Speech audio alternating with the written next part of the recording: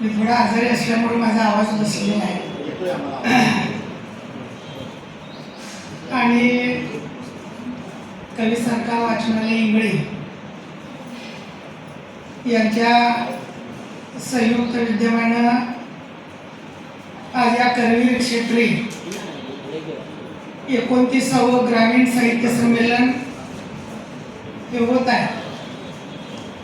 या संमेलनाचे सन्माननीय अध्यक्ष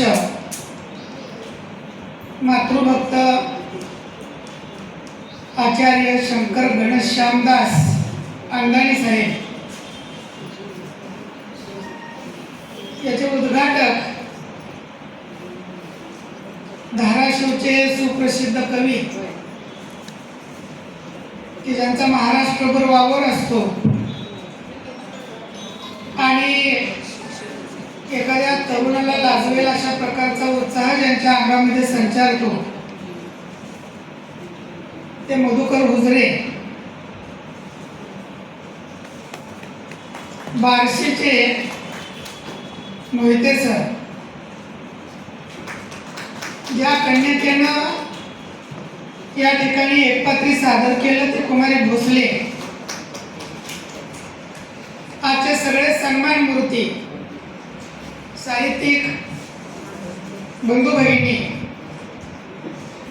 आणखी एक खास उल्लेख मी करेन अंगाणी साहेब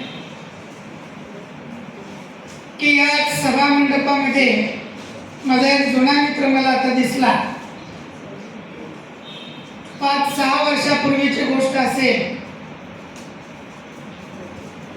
की एका ग्रामीण भागामधलं एक पोरग कुठलीही सांपत्तिक पार्श्वभूमी आणि साहित्यिक वारसा नसताना सुद्धा ज्यानं स्वयंस्फूर्तीने या क्षेत्रामध्ये पदार्पण केलं आणि एकापेक्षा एक अशी व्यक्तिमत्व विकासाची उन्नत पुस्तकं लिहिली, तो माझ्या कल्पनेप्रमाणे गोमेवाडी गाव असेल विजय मोठे, की जो सध्या मोटिवेटेड स्पीकर म्हणून त्या परिसरामध्ये अतिशय दुर्गम भागामध्ये जो काम करतोय तो आमचा विजय कुमार, माझा जीवाभावाचा मित्र। आणि या सभा मंडपामध्ये असणारे आपण सगळेजण रत्नहाराचं सौंदर्य हे सांगावं लागत नाही,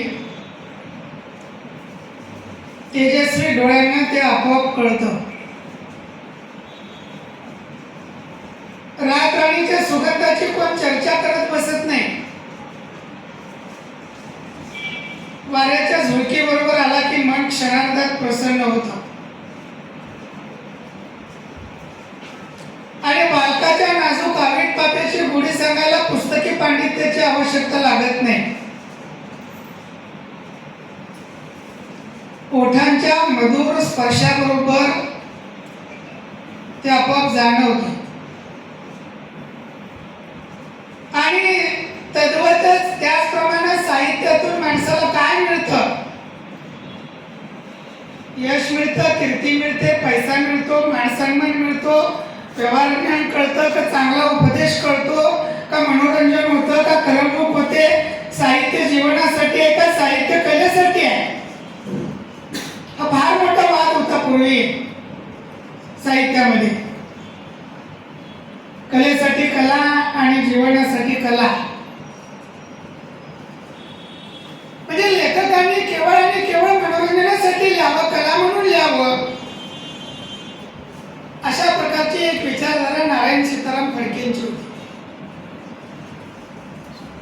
आणि साहित्यानं जीवन व्यवहार करावा, लोकांना हितोपदेश करावा, लोकांना व्यवहार ज्ञान सांगावं, लोकांना चांगुलपणाच्या गोष्टी सांगाव्यात, लोकांना बोध द्यावा, लोकांचं प्रबोधन करावं आणि लोकांशी चांगल्या त्यांच्या उन्नतीसाठी, त्यांच्या उन्नत व्यक्तिमत्वाच्या जडणघडणीसाठी साहित्यानं काहीतरी त्यांना द्यावं।